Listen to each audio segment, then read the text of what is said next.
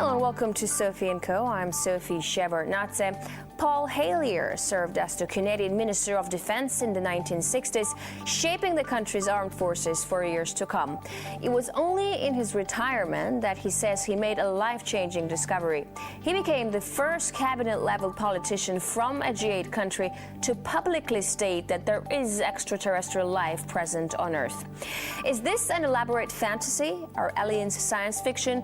Or is there something to claims of their existence? Extraterrestrial life. For ages, humanity has wondered, is there anything else in the cold darkness of space? Skeptics say there is no proof, but there have always been those who dared to dream. And some even claim to have seen things with their own eyes. Do aliens exist? Are they already here? Do they pose a threat or a chance for salvation? The Honourable Paul Hellyer, former Minister of Defence of Canada, and he believes that life forms from space exist and are present on Earth.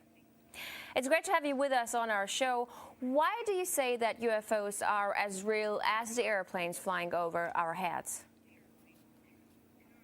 Well, because I know that they are. They've been, as a matter of fact, they've been visiting our planet for thousands of years. And one of the cases that would interest you most, if you give me 2 or 3 minutes to answer, is during the Cold War, 1961, there were about 50 UFOs in formation flying south from Russia to across Europe. And the Supreme Allied Commander was very concerned and about ready to press the panic button when they turned around and went back over the North Pole. So they decided to do an investigation. And they investigated for 3 years, and they decided that with absolute certainty that 4 different species at least, had been visiting this planet for thousands of years. So that's, we have a long history of UFOs, and of course there's been a lot more activity in the last few decades since we invented the atomic bomb. And they're very concerned about that and the fact that we might use it again. And because the whole cosmos is a unity, and it affects not just us, but other people in the cosmos, they're very much afraid that we might be stupid enough to start using atomic weapons again, and this would be very bad for us and for them as well. So no serious scientist has ever publicly confirmed evidence of an encounter with extraterrestrials. Why would scientists not confirm the facts if they exist? I'm afraid they must go out of their way not to find out. Because if they did, you know, even 10% of the amount of research I've done in the last 8 years, they would be as convinced as I am. I mean, they could do it even faster. Might take them a little longer when they didn't have a military background. But there are so many wonderful books that tell these stories, and they've been authenticated. The sightings have been authenticated by more than one witness, and also by radar. And they have landed in various places around the world, including Russia. There's a famous case there. I can't remember the name of the place, but it was widely reported at the time. A man wrote a book about it, and then the French bought the book rights so that it wouldn't be circulated around. There's just so much evidence. If anybody will take the time off to do a little bit of research and study. But people just are, you know, some people are interested and will take the time, and the others just say, oh, you know, it's just fantasy. Mm-hmm. But since I've been public on this subject, I get, probably 3 or 4 emails a week from all over the world from people who have actually witnessed sightings. And some of them who have actually been on the ships, and some of them who have actually been transported to another planet. And so this information is not, you know, it is top secret in a way that the governments aren't talking about it. But if you listen to the whistleblowers and the people who have worked in the industry and who know what is going on, there is just a lot of information out there, and it doesn't take very long to get your hands on it. But see, the problem is that some people who report UFO sightings and alien abductions have been shown to make things up to make things up to be famous, to make money, or just for a prank. How do we tell fiction from a fact? Well, you have to spend a lot of time trying to find, we used to say, separating the wheat from the chaff, and it takes a lot of effort. When I was minister, I got sighting reports, and when we checked them out, about 80%, about 8 out of 10, were not real. There were sights of Venus or plasma or, a dozen other things. But there were 15 or 20% for which there was no explanation, and they were the genuine, unidentified flying objects. These things go way back.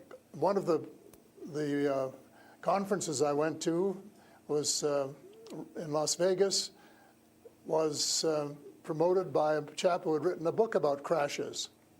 And there were dozens and dozens and dozens of them, and many of them very, very well authenticated, so that it would be impossible to read all of that evidence and not to come to the conclusion that these vehicles were real. Have you ever had your own encounter with aliens? Not an encounter with aliens, no. I have seen a UFO about 120 miles north of Toronto over Lake Muskoka, where I have a cottage. And 2 years ago, last Canadian Thanksgiving, which is October, my wife decided she wanted to go out and look at the stars. So I'm not much of a night man, but I put on my cap and went out with her. And she looked into the eastern sky and said, "There's a star." And I turned around the other way and I said, "Oh, there's a much brighter one over here." And she looked, and it was. And we watched it until our necks almost broke for about 20 minutes. And it was definitely a UFO, because it could change position in the sky by 3 or 4 degrees in 3 or 4 seconds. And I checked out, there were no satellites that could do that. The space station wasn't going by, and it isn't able to move that fast anyway. And there was no other explanation except that it was the real thing. And 2 days later, I went down on the dock, got a comfortable chair, and watched it came back almost to the same spot and entertained me for as long as I could take it. And then I went back to the cottage.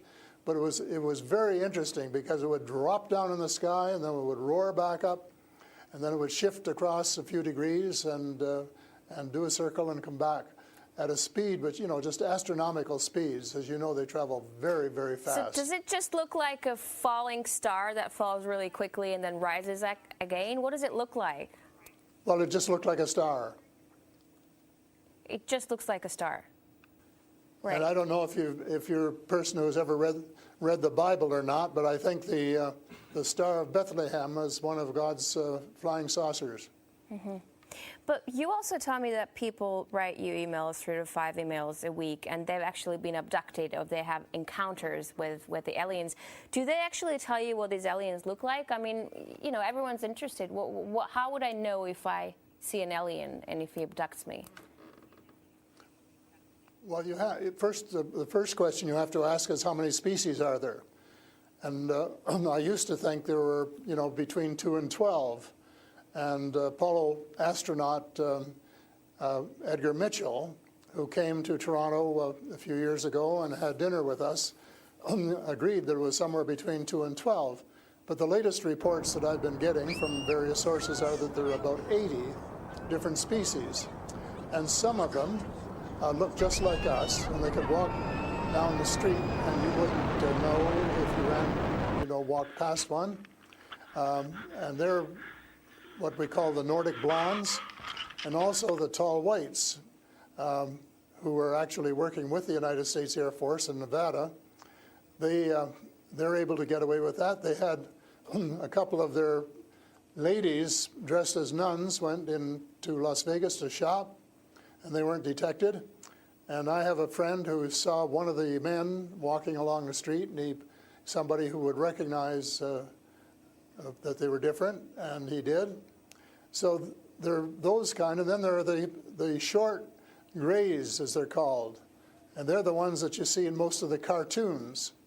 They have very, very slim arms and legs, and they're very short, just a little over 5 feet. And they have a great big torso and a great big head and great big brown eyes. But they're different species, so you have to know that they're different species, and it's and know that they're all different. Mm-hmm. So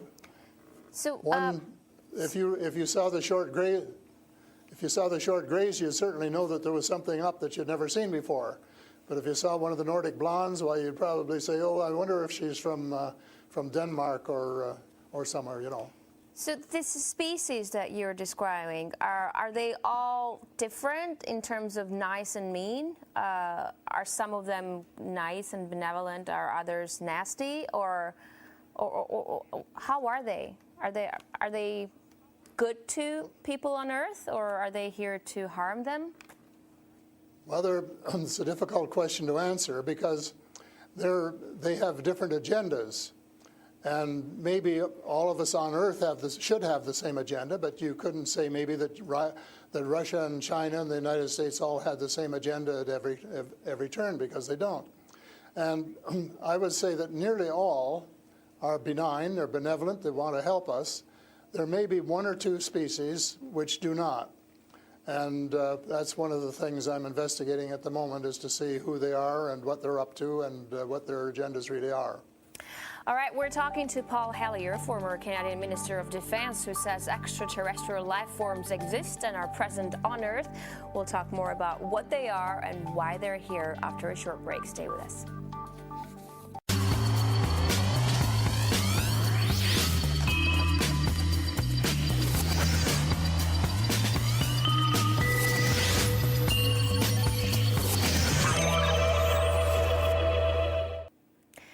With Paul Hellyer, former Canadian Minister of Defense, to talk about extraterrestrial life forms. Great to have you back. So these extraterrestrial creatures, where did they come from and how did they get here to Earth? They come from various places. For a long while, I only knew about ones who came from different star systems.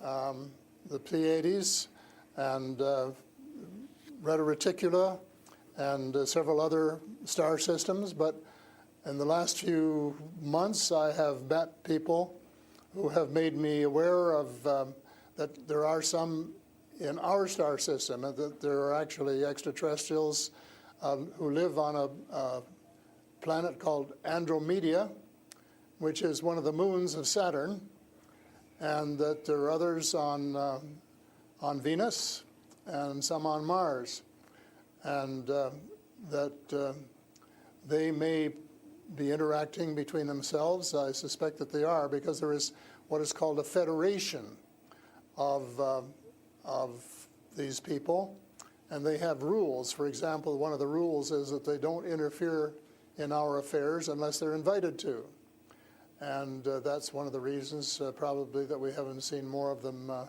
until very recently. And so but what do you mean? There are a lot of people who want to interact with them. There are a lot of people who actually want to see them and know who they are. What, they need a special invitation to interact with us? What does it mean? They don't want to interfere into our affairs. Well, they don't want to tell us how to run our affairs. They have accepted the fact this is our planet and that we have the right to run it. But they're very, very concerned. They don't think we're good stewards of our planet. We're not. We're clear-cutting our forests, and we're polluting our rivers and our lakes, and we're dumping sewage in the oceans, and we're doing all sorts of things which are not what good stewards of their homes should be doing, and they don't like that, and they've made it very clear. And as a matter of fact, they have given us a warning. How? And this has come from more than one source. How have they made it clear? What have they done? They have talked to people.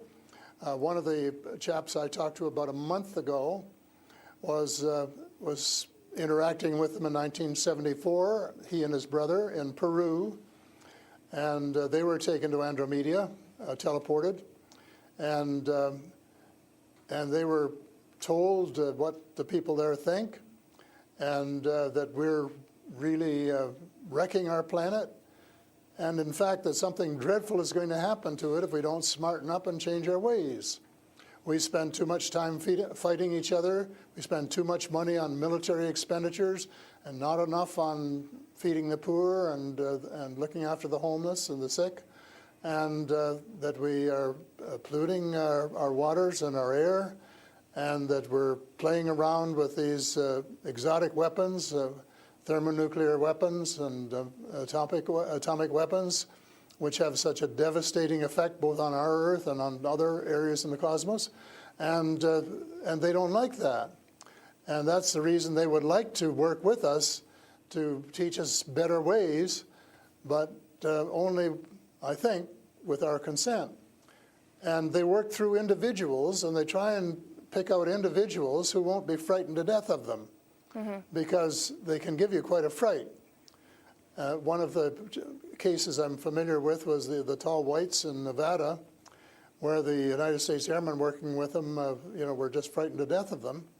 And one, Charles Hall, rescued the daughter of one of the high-up people in the tall whites, and as a result became very good friends with the mother. And as soon as they could trust each other, they had a wonderful relationship. And he wrote a book about it. It's called Millennial Hospitality. Millennial Hospitality. And it tells you how you go through these stages of being scared out of your wits. But then when you establish a trust and a working relationship, why you can have the same relationship, same kind of relationship that you would have with someone here on Earth. But here's what I'm thinking. If you're outing their presence, which is clearly not what they want since they're hiding, why aren't they so afraid of, why aren't you afraid of repercussions? Because you're obviously stating that they're here among us, and you're telling me all these species that exist. They are here among us, and I'm not afraid because in most cases, as far as technology is concerned, they're light years ahead of us, and we have learned a lot of things from them. A lot of the things that we use today, we got from them,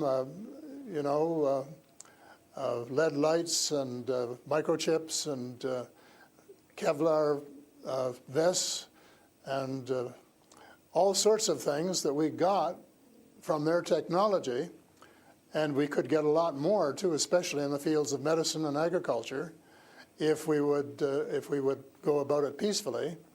But I think maybe some of our people are more interested in getting their military technology, and I think that's wrong. I think that's wrong-headed, and that's one of the things that we're going to have to change, because we're going to have to work together. Talking about all of us, everywhere on the planet. You mentioned military technology and swapping technologies and barters between aliens and people in American government. I want to ask you, as a former Minister of Defense of Canada, is interstellar war a possibility? Should we be creating a Star Wars force to defend ourselves from possible invasion or something like that? Well, I think it's a possibility, but it's a possibility especially if we shoot down every UFO that comes in our airspace without asking who they are or what they want. And right from the beginning, we started scrambling planes and trying to shoot them down, but their technology was superior enough that we weren't able to get away with it. Certainly not for a long while. And during that period of time, they could have taken us over without any trouble if they'd wanted to. So I think we have to, rather than develop our own Star Wars, for Earth Star Wars, to protect ourselves against them, that we should work with the benign species, who are the vast majority, and work together and rely largely on them, of course, and cooperate so that we would be contributing something at the same time. But I don't think there's any point in us developing a galactic force that would tempt us to go out on our own and get into mischief, which is one of the things I think some of them are concerned about. But what do you expect to happen if people start to believe in alien existence on Earth? Because things are definitely going to change. Our lives aren't going to be the same anymore. Well, I hope that's the case. I hope that's the case, and I'm all for full disclosure, and I'm going to push very hard for full disclosure in the book I'm writing, and to give some reasons for it, things that we really have to know and have a right to know, and that our future as a species, and here I mean, you know, all of the species in the world, are potentially at risk if we don't figure out what's going on and work together to try and make life more amenable for all of us. But I still, and to work with our neighbors from other planets as well. But still, like, I'm thinking to myself, if they've been here for such a long time, as you say, and they're interested in helping humanity, as you say, why is our world such a mess? I mean, if you want to help someone, you just help someone. You don't wait that someone to invite you to help that someone, no? Well, I don't, you know, it's something that I think parents can sometimes say to their children, this is what you should do. But that doesn't mean the children are going to do it, does it? Because the cosmos is based on free choice. And we're given the option of making mistakes, of making wrong choices. And I guess what bothers some of us is we've made too many wrong choices and not enough right choices. So we're going to have to start switching our priorities and stop spending so much time and effort and weapons to kill each other or to dominate each other, and spending a lot more time on how to help each other to have a better life and a more just society, and a life which is healthier and where the health care is better, and where the food distribution is better, and where the air is cleaner and the water is cleaner, and all of those things that are waiting to be done if we just get together and row, as we say, rowboat, row in the right direction, the same direction. And it's possible, but it's a tall order, and so far we haven't done it. My thesis will be that we have to do it, and we have to start doing it right away. Thank you so much for this interesting interview and insight on extraterrestrial life. That was Paul Hellyer, former Canadian Minister of Defense. He says aliens exist and live among us on Earth. That's all the time we have for today. I will see you in the next edition of Sophie & Co.